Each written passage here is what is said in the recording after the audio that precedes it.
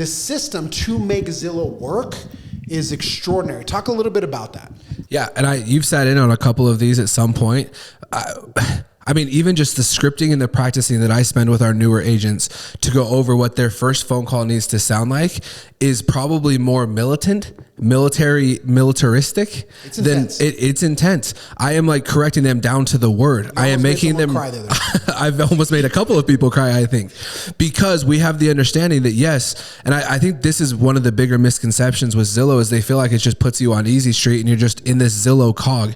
Could not be further from the truth. And I think that the biggest benefit that we as a team get from Zillow is not the deals that we close, which are absolutely vital to our business, but I think the biggest advance that Zillow gives our team over anywhere else, the amount of repetitions that our new agents are getting in their first 12 months in the industry. There are more opportunities here, more real estate conversations happening here because of that Zillow platform than anywhere else. So what does that mean? That means that as we start to build out, right? Because I believe that we have a two-prong approach here at the Perry Group. We have the short term, which is get you on Zillow and get your repetitions and get your at-bats going, while we take the time to build out your book of business, which I think regardless of the brokerage, regardless of the team that you go and join, is going to take anywhere from 12 to 24 months before it starts to feel consistent. So how do we get you to that point? In two ways. Number one, how do we make it so that you have enough money in your bank account every single month that you can go a couple of months, a couple of years almost before the SOI business starts to trickle in naturally? That will lead to conversion and it will lead to contracts for those agents. But number two, what's going to start happening is with these newer agents, as we start to get their deals starting to flow 6 months, a year, 18 months from now, when they do start to have their own leads coming through the door, they are sharper here than I think anywhere else because of the amount of real estate conversations they are having that are all being generated through Zillow. No doubt. I mean, I say it often. I think the Zillow program is PEDs for real estate agents. I literally believe that. I think you're pumping testosterone and your progress is going to be so much faster than if you try to do this on your own. Now, one of the objections is it's really expensive on the splits. The splits are really aggressive. The splits are really expensive. I think here it's all about context. Okay, when you're new, whether you're new or whether you're older but you don't have a lot of business, getting paid to train, you don't find that in many other places. So in a situation like this where if I don't have business, I can join somewhere where they can turn on the Zillow switch, and sure, the split is high, but I don't have anything else. Still more than zero. It's still more than zero. And so I think that a lot of agents fall into this crazy error of I want 100% of a raisin instead of 40% of a watermelon. Like that mentality is rampant in real estate. That's why everybody's looking for the lowest price, the lowest split, the lowest everything. Yet, when a seller wants to discount us, what do? We're offended. We're offended. We're heartbroken. Yeah, we do that every single day. So I talk to agents all the time and saying, don't be hypocrites.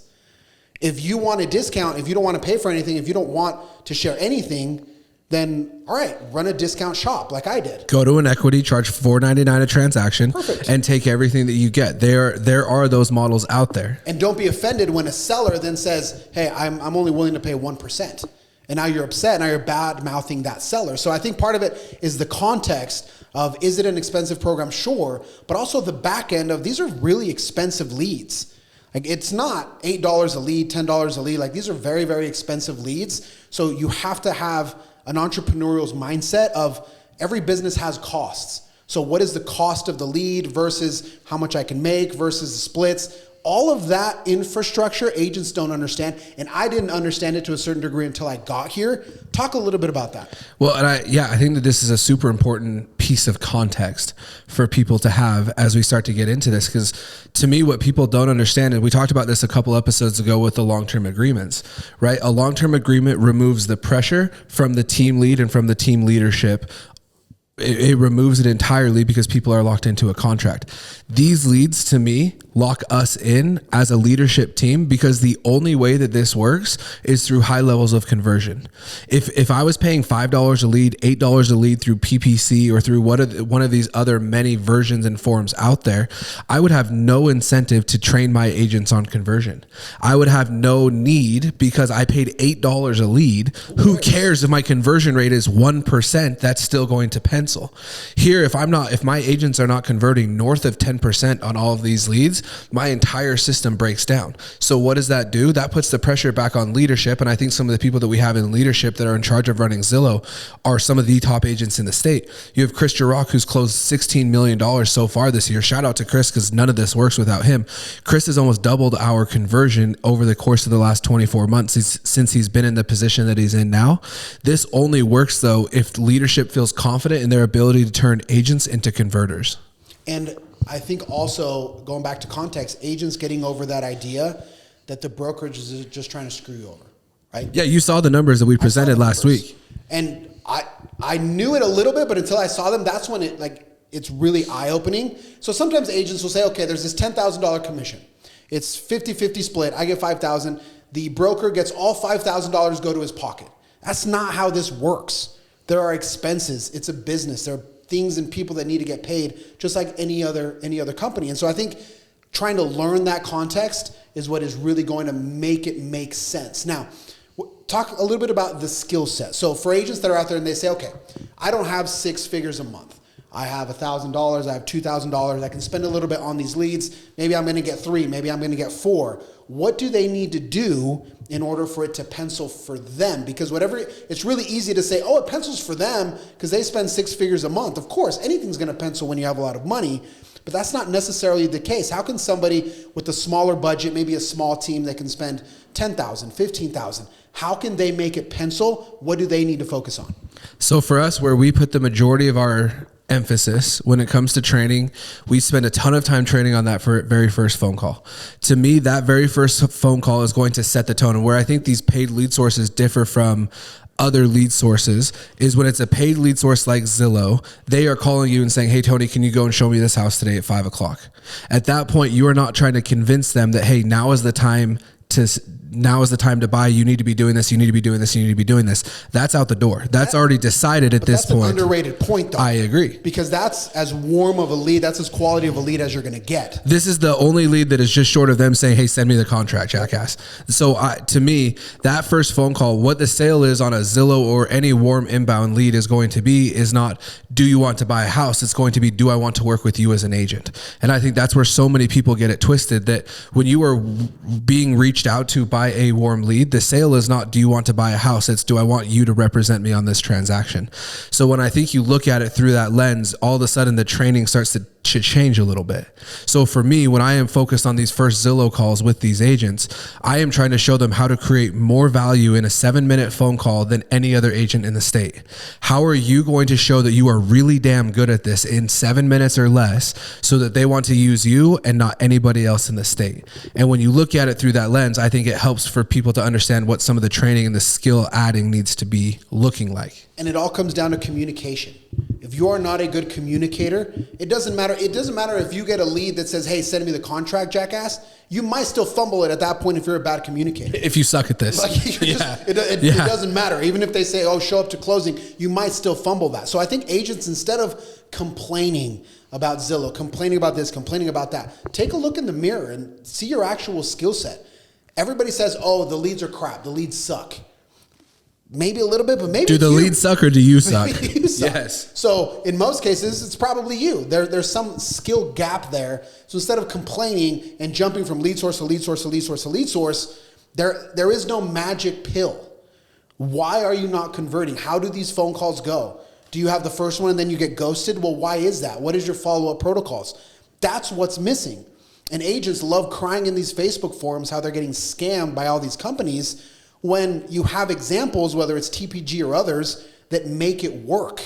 So one of the reasons why I love being in this office is because I don't have an excuse that the market sucks. I can't come here and say nobody's buying homes, the rates are too high. The election's coming up. Nobody's selling. I can't do that because in our Slack channel every single day, 10 to 12 times a day, under contract, under contract, under contract. We wrote 4 this morning. There's no excuse. This office wrote 4 this morning. Yes. That is wild. So it eliminates the excuse. I think for a lot of agents that have used these platforms in the past and it hasn't worked, ask yourself why and work on those skills.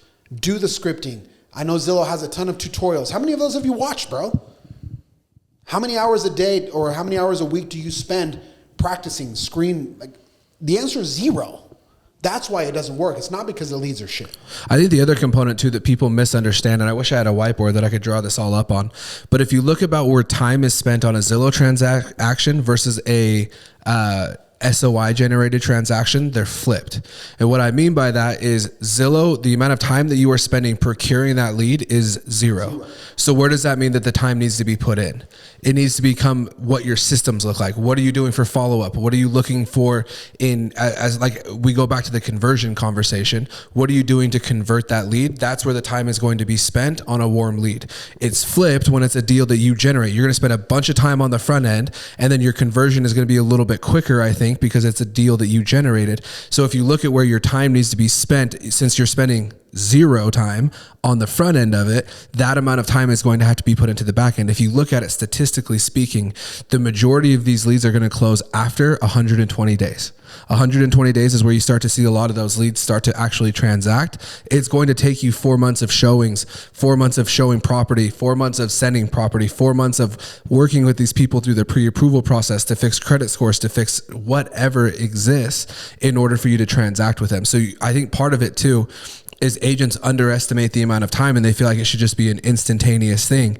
And it's not. It's still going to take the same amount of time to get a Zillow lead or a warm lead in the door and under contract as it does SOI. It's just where that time is spent is different. And the elimination of the lead gen bucket is huge. Because I say this all the time in my courses. I feel too much of the real estate education stuff, literature, is all on lead gen. It's all about lead gen.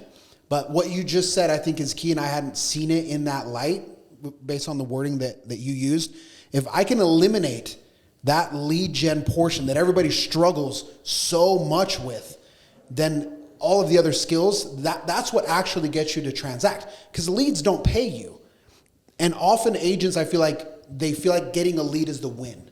And it's absolutely not. You don't get paid for leads, you get paid for contracts. So TPG being able to come in and eliminate that lead gen bucket, at least momentarily while you build it, and just allow you to focus on the skills that actually get you paid, I think is extraordinary.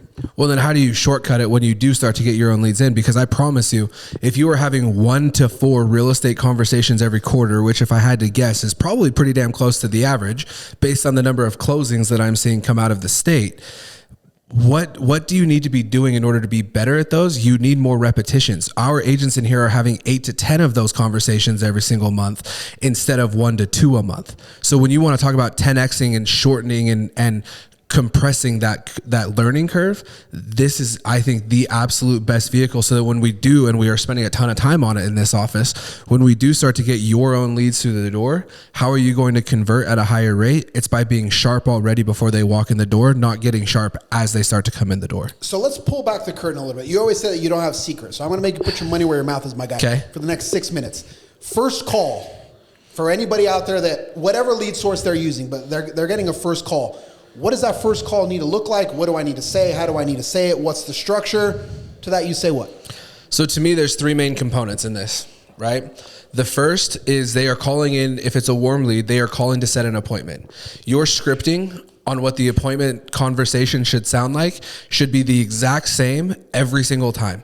The 30 to 45 seconds should be the exact same every single time. There is nothing more frustrating to a consumer than when they call in for something and it takes 5 minutes to get to that thing. Get to the point. So get to the point. To me, you have 30 to 45 seconds to get that out of the way. Our metrics show that the first phone call, at least on Zillow, should last somewhere between 4 to 7 minutes is like a healthy range. Mine tend to go a little bit longer because I think I've done this long enough to be able to get a lot of information out of people. By the way, you guys should be writing this down. Write this down. But to me, that's what the first 45 seconds at the most should be. And to me, that should be the most scripted portion of that first phone call. The rest of it, you're going to want to improvise. You're going to want to put your own spin on it. You're a real estate agent. You got into this for the people skills. You got this in spades. Let yourself shine. But before you let yourself shine, have that portion just dialed in, sharp, crisp, because it's the exact same every time. After that, there are 2 main things that I think people are pushing for. Figure out their location and figure out their motivation, right? One of those 2 things is going to be more important than the other. So that's where I would spend the majority of your time on. Most people is going to be motivation. Motivation is going to come down to one of 2 things. People are going to move for one of two reasons. Either current dissatisfaction, they hate where they're at, they have pain where they're at, their lease is expiring and their landlord's selling something, or it's future promise. When I was selling in 2020, 2021, when interest rates were at 2.5, future promise dominated this for people. They got stars in their eyes when they started to think, hey, I could go and upgrade to this and my monthly payment only goes up by this. I am in. They were moving without pain in their current situation because the promise of what was out there was so big to them. Today, my theory is that people are moving because where they are at does not work anymore. And so if you can figure out different ways to highlight this, if you can figure out different ways to show this to people that where they are living really does suck, it is going to get people to move right now. Future promise right now, if you look at the future promise of the market right now, it's not sexy. It's not. It is not attractive. That is not why people are moving right now. They're not moving because they can upgrade and their payment only goes up $250 because interest rates are at 2.5. They don't know what interest rates are going to be at in 3 months. They don't know who's going to be president in 3 months. They don't know if we are in a recession or if people are actually lying about the jobs report. They don't know that. So what is going to be enough for them to move where they're at is if that situation that they are in right now does not work for them anymore. We talked about this in our course on Tuesday, but when you're in front of someone, you have to try to put yourself in their shoes of what they're feeling, what they're thinking. So walk us through some nuanced differences when I'm talking to somebody that is going for the future promise and somebody that is coming from a place of pain.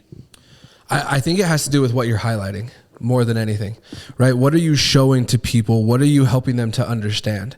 If you are helping them understand that, hey, my family has grown by 3 people since we moved into this house. We no longer have enough room in our pantry for all of the groceries. So we're putting groceries out into the garage. We're putting groceries on top. We're putting cereal boxes on top of the fridge. We don't have room at the island for our family to sit at. That is the type of stuff that I think you need to help people realize this does not work anymore. I think the majority of people are going to call in with, I tell all of our agents that the phone call for the most part is going to be linear, but then there's going to be portions where you can go deeper with people. I think there's so many agents out here that just focus on the linear and they don't focus on having the depth in the conversation. So that's where I try to stress it with all of my agents. If they say, hey, our kitchen is not working anymore, don't be like, okay, sweet, I'll make sure that you have a kitchen in your next house. But there's so many people that I think go to that. They're like, yeah, our pantry's not working anymore. Oh, okay. And then they're writing down, must have a pantry. You don't know if they have a pantry or not because you didn't dive deeper into that. Is picking up on those cues. Yes. There's something there, go one level deeper. Tony, you said that your pantry's not working anymore. Tell me more about that. Oh, well, you know what? Our family has grown by 3 people. When we moved into this house, it was just me and my wife. Now that we have 3 kids, like the amount of snacks that we have to keep on hand on any given day is 3 times more than it was when we moved into this house 3 years ago. So when you can get people to realize that, like, hey, putting a cereal box up on top of the fridge and taking it down twice a day for your kids sucks, then what's going to happen when you go and show them a house that has a bigger full walk-in pantry? They're going to fall in love with it, but they're not buying it that day, right? So then they're going to go home later that night, and what are they going to realize? They're going to feel the difference. The first time that they go to reach up for that, they're going to be like, it doesn't need to be this way. This does not work. This is not the answer. Yeah. There has to be a better way to do this. And we showed them the better way, but you have to be able to help people understand what's not working in their life. And I think when most people are calling in, they have those 1 or 2 things that they're aware of. If you can dig deeper and this is where I think agents today, this is the value add that a real estate agent can add. They can actually help you understand, even if it's subconscious for you, a good agent is going to be able to bring it to the conscious and help them to realize that, like, it's not just my pantry. It's the fact that I can't have my family over because there's nowhere for them to sit anymore. No Super Bowl Sundays. It's the feeling of embarrassment that they get when someone calls them and says, hey, there's a soccer game on TV. Do you want to come over and watch it? Yeah, the way that my schedule is set up, it's not going to work for that. So when you can, it shifts quickly into future promise. But what is the motivator right now? It's that their situation today is no longer working. And in order to do that, I think a key element is you have to listen. But in order to listen, because our brains are just wired to, somebody's talking, I'm already thinking about the answer. So that comes down to being confident that you can answer whatever it is.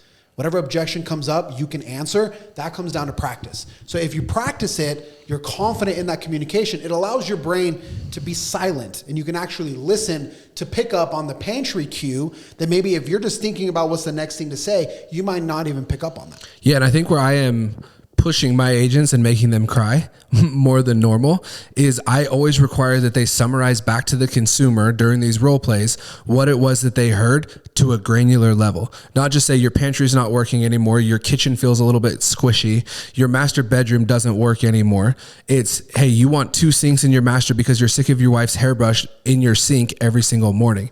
You're sick of having to take you're sick of having to take the groceries out of the garage and put them into the kitchen whenever you want to use them.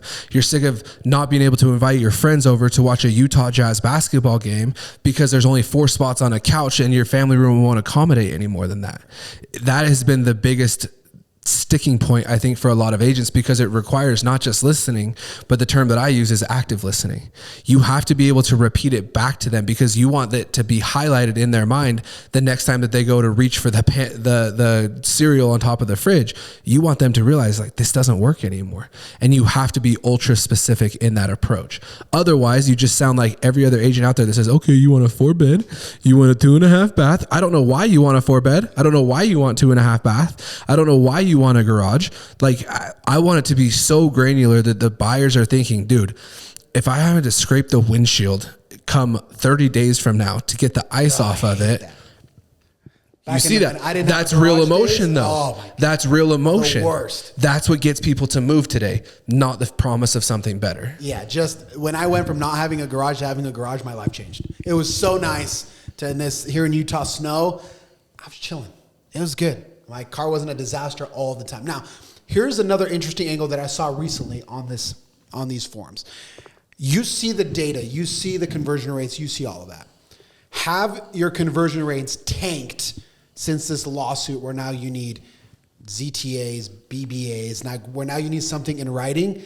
A lot of people felt that was going to destroy the Zillow machine. Have you seen that in the last 60 days, 30 to 60 days? Have you seen a massive dip in efficiency because now we have to ask the question or try to get something in writing? No, I would say it's actually the opposite, honestly. Like I said earlier, when somebody is calling in on Zillow, the thing that you are trying to sell them is your services, not on the idea of buying a house. So where I would say that we lose the majority of our leads is when somebody realizes that, hey, I'm talking to a buyer's agent now. My friend is a buyer's agent. I'm just going to go and use them. So what it does is that instead of kicking that conversation down the road, you are actually able to bring it to the forefront and say, this is who I am. This is what I do. And this is my goal with our meeting, is to represent you guys on this purchase. So I would say it's the opposite, because it has brought that conversation to the forefront. And where so many other agents are afraid of having that conversation, we are steering into it and saying, no, this is who we are. This is what I'm about. To me, this shortens the process with buyers and it makes conversion go up. Because you don't want to waste time. Correct. I mean, if there's a buyer that their sister is an agent and she's just in Mexico for 2 weeks, you don't want to work with that person anyway. So instead of having the 5 showings and going out and getting excited, and then eventually she's going to tell you that you're not the person, it just makes sense to bring that up to the forefront, 1,000%. Yeah, and I think where so many agents are terrified of that conversation still 60 days later, where they are terrified of it, it has created a market opportunity for us to come in and steer into it.